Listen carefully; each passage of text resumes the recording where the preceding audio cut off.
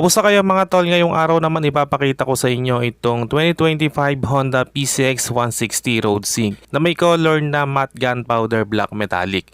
So sa mga nag-aabang nito, available na to nationwide kaya kung naka-ready na yang pangbili mo pumunta ka na sa malapit na dealership ng Honda sa inyo at mag-inquire. Okay mga tol, available na nga ito dito sa Royce Motorcycles. Dito lang yan sa Burgos, Cabanatuan City. Kaya sa mga nagbabalak maglabas ng Honda PCX Road Sync at kung taga Cabanatuan City kayo, so PM lang kayo sa Facebook page natin or call or text ka lang sa number ko. So ano nga ba yung mga nadagdag dito sa bagong 2025 Honda PCX 160 Road Sync? So yun ang alamin natin sa video na to. Okay mga tol, pagdating sa presyo nitong Honda PCX 160 Road Sync, ang SRP nito ngayon ay 154,900 pesos. So dumako muna tayo mga tol sa engine specs niya. So same pa rin naman to sa previous model na gumagamit ng 157cc liquid cooled 4-stroke 4-valve single overhead cam ESP Plus engine na kaya mag-produce ng 11.8 kW at 8,500 RPM at max torque na 14.7 Nm at 6,500 RPM. So meron siyang 0.9 liters engine oil capacity, and pagdating naman sa fuel consumption, kaya nitong umabot hanggang 46 kilometers per liter. So matipid na yan para sa isang 160cc na makina. And syempre depende pa rin yan sa rider and sa road condition. At isa nga rin mga tol yung ISS o yung idling stop system sa tumutulong magpatipid kumonsumo ng gas itong PCX 160 dahil ito yung technology na kapag huminto tayo usually sa traffic light, automatic na mamatay yung makina niya basta naka-on yung ISS niya. And then after lang segundo, pihitin lang natin yung silinyador at aandar na ulit yung makina niya. So pagdating naman sa looks niya mga tol, so andun pa rin naman yung itsura ng previous model na PCX 160 Syempre may mga changes din dito sa front end. So mula nga dito sa wind visor natin, so meron siyang malaking wind visor dito na clear yung finish. And meron siyang mga DLs dito So dito meron siyang HSTC o yung Honda Selectable Torque Control. And pagdating naman dito sa side profile mga tol, mas naging masculine yung itsura niya may mga curve siya dito. And talagang kitang kita dahil matte yung finish ng paint natin. And wala siyang DLs dito Isa yon sa nagpa-premium at nagpa-elegante ng looks dito sa side profile.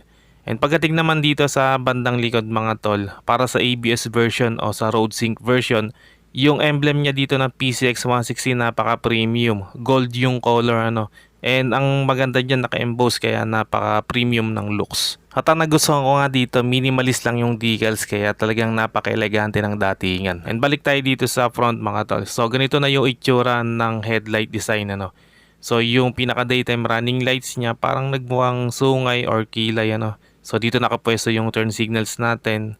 And yung pinaka daytime running lights niya talagang napaka-astig ng datingan. And sa mismong headlight natin naka-split design siya pero yung pinaka lens niya is buo hindi siya pinutol. Ang maganda rito, LED na lahat ng ilaw na ginamit dito. Dito naman sa front fender natin napaka-elegante rin matte yung finish, and meron siyang decals ng ABS dito. So sa brakes natin naka-disc brake tayo with dual piston caliper, and yun equip ito ng ABS or anti-lock brake system. And sa mags natin meron siyang color na metallic brown. Tapos sa gulong naman natin, meron itong sukat na 110/70 rim 14. And tubeless na yung ginamit dyan. Tapos sa front shock natin, so ginamitan siya ng telescopic fork from Showa. Talagang napaka-quality. Pagdating mga tol dito sa taillight natin, so nire-design din ni Honda to So may mga konting changes lang. And LED na rin ang ginamit dito. So ang maganda nga dito, naka-integrated pa rin yung design niya So ayan, dito sa ilalim yung pinaka-turn signals natin. So wala siyang nakalawit na turn signals kaya napaka-premium. And pagdating naman dito sa rear suspension natin, naka-dual shock absorber tayo dito, and with sub-tank na rin siya mga tol So ayan, napakaganda. Tapos sa brakes naman, naka-disc brake din tayo dito with single piston caliper. So wala siyang ABS mga tol, naka-single channel lang siya. Bali sa front brakes lang tayo may ABS Then pagdating naman sa sukat ng gulong dito sa likod, so may sukat itong 130/70 rim 13. So mas maliit lang ng konti yung size ng gulong natin dito sa likod. And tubeless na rin yung ginamit na gulong. And para nga dito sa Honda PCX Road Sync, equip ito ng HSTC o yung Honda Selectable Torque Control. And sa muffler naman niya mga tol, same pa rin naman to sa previous model. So meron siyang plastic na heat guard dito. So makapal yan, and yung pinaka-tip niya is silver naman yung kulay. At ang isa nga sa major upgrade na ginawa ni Honda dito sa PCX 160 mga tol is naka 5-inch TFT display na rin tayo dito.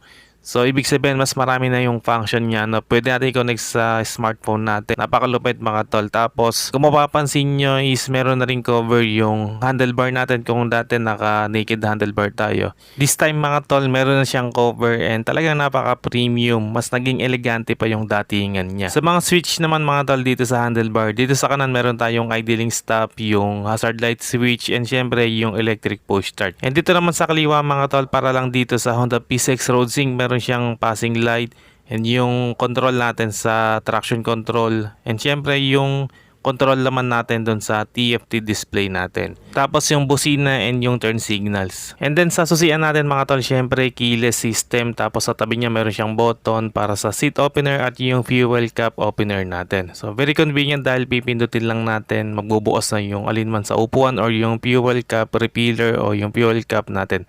And then dito naman meron tayong glove box ano. So meron siyang cover. So napaka-gradual lang ng pagbukas ano. Then dito meron tayong USB charging port. So magagamit natin to lalo na kung maglo-long ride or kaya sa mga delivery rider, hindi mo na kailangan magpakabit ng aftermarket na USB charging port. And speaking of fuel mga tol, dito yung fuel tank natin as usual, same pa rin naman sa previous model. So meron itong sukat na 8.1 liters fuel tank capacity. Pagdating naman sa seat design natin mga tol, napaka-premium ano. Two-tone yung design niya. Syempre maganda yung cover. Meron din siyang mga stitches kaya talagang napaka-premium, napaka-elegante ng datingan. At ang isa nga sa mga importante lalo na sa mga Maxis ko, tulad nitong PCX 160 Road Sync, sa ilalim ng upuan natin meron tayong 30 liters under seat compartment. So malaki-laki to ano, kasya dito yung standard size ng helmet at may mga space pa para sa ibang gamit natin tulad ng bag, ng jacket, ng cellphone, yung basic tools ng motor, etc. Dumako naman tayo sa dimension niya mga tol. Pagdating sa seat height ito, so hindi naman siya ganun kataas. Ang sakto pa rin naman sa mga Pinoy height. Meron itong sukat na 764mm. Tapos yung ground clearance niya is 134mm. Then sa timbang naman, hindi rin naman ganun kabigat, ano, saktong-sakto lang din yan. Meron itong timbang na 133 kilograms. Okay mga tol, yan ng Honda PCX 160 Road Sync ABS version. So dito lang yan sa Royce Motorcycles dito sa Burgos, Cabanatuan City. Kaya sa mga interesado mga tol, PM nyo lang ako sa Facebook page natin or call or text lang kayo sa number ko. So hanggang dito na lang muna mga tol kung umabot kayo sa part ng video na to. And sa mga solid viewers natin dyan, maraming salamat mga tol sa panonood. At kung bago ka lang dito sa channel na to, wag na mag-atubili pang mag-subscribe at paki-on na rin ng notification bell para ma-notify ka pag may bago tayong upload. And meron din tayong Facebook page, paki-like and follow na rin. Maraming salamat mga tol, always ride safe and God bless.